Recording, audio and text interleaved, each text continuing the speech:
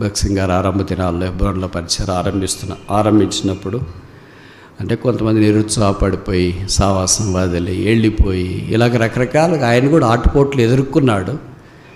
అన్నిట్లో ప్రభు విజయం ఇచ్చి ఓపిక ఇచ్చి నడిపించి ఒక ఆయన అప్పుడు ఈ కీబోర్డ్లు అవి లేవు, లెగ్గార్మన్ ఏమి ఉండేది, బాగా పాటలు పాడేవాడు.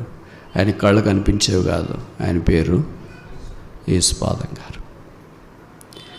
ఆయన భక్సింగ్ గారు ఆయనకి పెళ్లి చేయాలనుకున్నాడు. ప్రార్థన చేసి ఏదో ఒక ప్రపోజల్ చెప్పినారు. అప్పట్లో కూడా ఇప్పుడు ఉండేవి కానీ చాలా తక్కువ ఉండేవి. ఇప్పుడు ఎక్కువ ఉన్నాయి అవే. ఎవళ్ళు ఏం చెప్పినారంటే ఆ ప్రపోజ్ చేసిన సిస్టర్ దగ్గరికి వెళ్ళి ఏం చెప్పినారో తెలియదు అని, గుడ్డోడు ఎందుకు చేసుకుంటా అది ఇది ఏం చెప్పినారేమో, మొత్తానికి పెళ్లి చెడగొట్టారు. పెళ్ళి చెడగొడితే ఆ బ్రదరు చాలా నిరుత్సాహపడిపోయాడు. వీళ్ళు నా పక్కన ఉన్న వాళ్ళే పెళ్లి చెడగొట్టారు, భక్సింగ్ గారు ఏం మాట్లాడట్లేదు, ప్రభు కూడా ఏంటి ఒప్పించట్లేదు ఏంటి అని ప్రభు మీద అలిగి సాహసం మీద అలిగి హెబ్రోను విడిచి వెళ్ళిపోయాడు.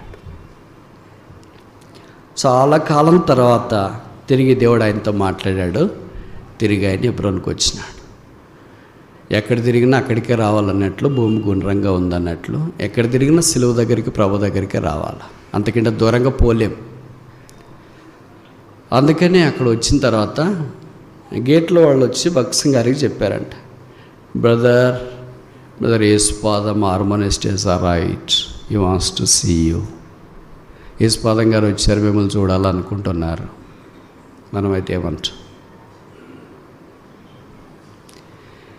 లేడని చెప్పు. అబద్ధాలు నోటికి తెలియకుండానే వచ్చేస్తాయి కదా, అట్లా అలవాటు ఇన్బిల్ట్ ప్రోగ్రామ్ ఇది.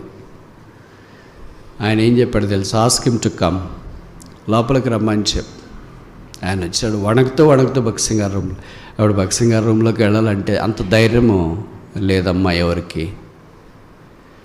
సరైన కారణం ఉంటే తప్ప, సరైన ఒప్పుకోలు ఉంటే తప్ప ఆయన దగ్గరికి వెళ్ళాడు. వెళ్ళిన వెంటనే బ్రదర్ సారీ అని కాళ్ళ మీద పడిపోయాడంట. భక్సింగ్ గారు అన్నారంటే వాట్ హ్యాపెన్ బ్రదర్, ఏమైంది? ఆయన కళ్ళల్లో సుడులు తిరిగినాయి. ఏం మాట్లాడాలి చెప్పలేదు. బ్రదర్, దేవుడి మీద, మీ మీద, విశ్వాసుల మీద, సహవాసం మీద నేను ఆయాసపడి వెళ్ళిపోయాను, తిరిగి వచ్చినాను, నన్ను క్షమించండి. మీరు క్షమించి ఇక్కడ ఉండమని అనుమతిస్తే నేను ఉంటా, లేకపోతే తిరిగి నేను వెళ్ళిపోతా, కానీ మీ క్షమాపణ కొరకు నేను వచ్చిన.